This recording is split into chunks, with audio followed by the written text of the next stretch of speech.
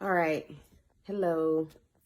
So, listen, I've got to get some things off my chest. And if I don't get these things off of my chest, there is no doubt in my mind that I will suffocate under my own strength. I will absolutely suffocate under my own strength. And this whole thing is about what I learned about myself over the last month.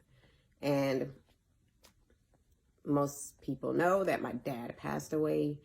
And, I left Korea, went back to Georgia, and, went into gotta make things happen mode. And I learned 3 things about myself over the past month in dealing with, everything. The very first thing I learned is that the very first person I stopped taking care of when I had to deal with everything that I was dealing with, the very first person I stopped taking care of was Octavia. I was the first person. The second thing I learned is that I didn't accept help well. And the third thing I learned was that I don't vent well. And so as I'm going through this, I realized I was literally the, epitome of this whole C.A.P.E. persona. This whole, I'm a superwoman, I'm coming, I'm going to fix everything, don't worry about it, I got it. Like, I lived that all through me, all through my body, all through my mind, all through my heart. I went into fix it. And I'm not going to get into all the details of whatever I had to fix, but I would tell you that it was something that I was not expecting, and that it was something that tested me in a way that I was not expected to be tested. So what I learned is that, how do I know that I stopped taking care of myself first? I'll tell you, the things that I know that I need to do to be well, I didn't do those things. I didn't go to the gym. I didn't work out. I didn't run. I was eating a whole lot of Little Debbie snacks. The Swiss rolls are my favorite. I had a lot of Mountain Dews. And y'all, I would go out and I would not have on earrings. And if you know me, you know that is a big deal. Like, I just like accessories. So I would just be so focused on doing what I had to do that the little things that I do for myself, like going for my morning run, working out, making sure my accessories are good, I didn't do those things. The second thing, how do I know that I didn't accept help well? Because I absolutely shut down. You could not get to me. You couldn't get to me at all because I was focused on doing the things I needed to do to make sure my dad was buried properly, to make sure his estate was handled, to make sure that people that were trying to come did not get far. And I was so focused, I couldn't, it was hard. I was not available to anyone, and I was not available to myself. And how do I know that I don't vent well? I will tell you, because what I tended to do was kind of rant. And so I would let things out, but I would let it out in the form of a rant. And so what's the difference between ranting and venting?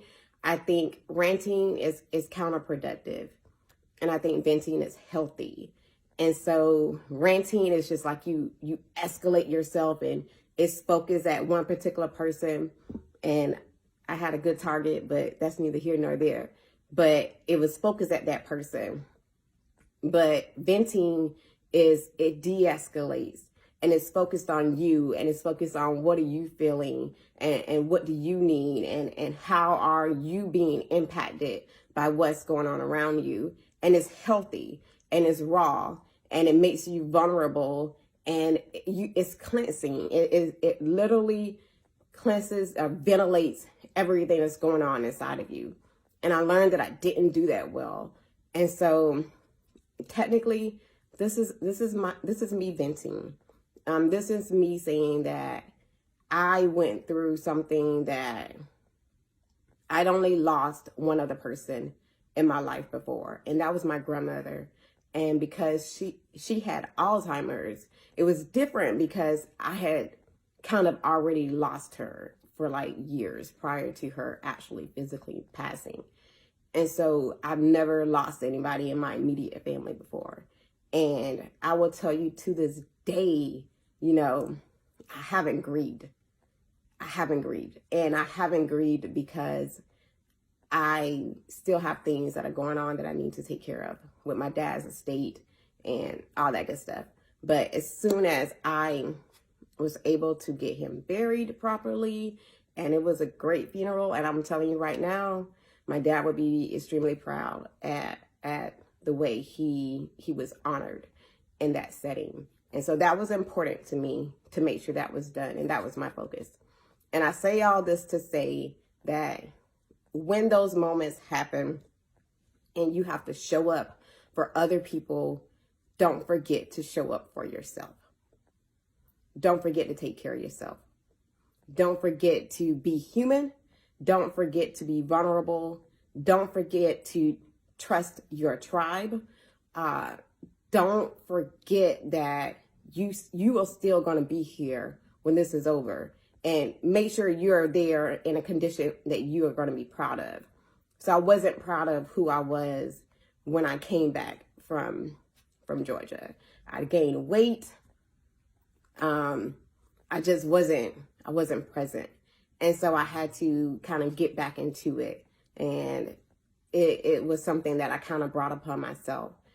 And the whole thing about being strong and being a superwoman and doing all of that stuff is not good. The whole C.A.P.E.rsona is literally is evil. Is absolutely evil. And I'm here to tell you that I saw it happen in real time, and I am now making a conscious effort to respond differently, to be okay with venting. The only thing I will say about as I get into venting properly is I have to make sure who's around me when it happens, because you are vulnerable, and people will see you at a state where you're allowing yourself to release. And so I've been very blessed to have, some very, very close people to help me through those venting moments. And all I had to do was trust them. All I had to do was let them know that I needed them, and they showed up. But until I said that, until I acknowledged that I needed them, I was just stuck into this whole superwoman, got to take care of it. And one thing I don't want anybody else to do, like I felt that I was doing, is suffocating under your own strength. I literally felt like I was suffocating under my own strength. And I was too strong to say, I need help. And so I'm going to go because clearly I'm getting a little bit emotional, and that was not the intent of this. But I just want to say I am proud of the work that I accomplished with regards to taking care of my dad at that point. I am not proud of the way I accomplished that work, and that I will do better. And I'm going to do better for no other person than because of me. All right.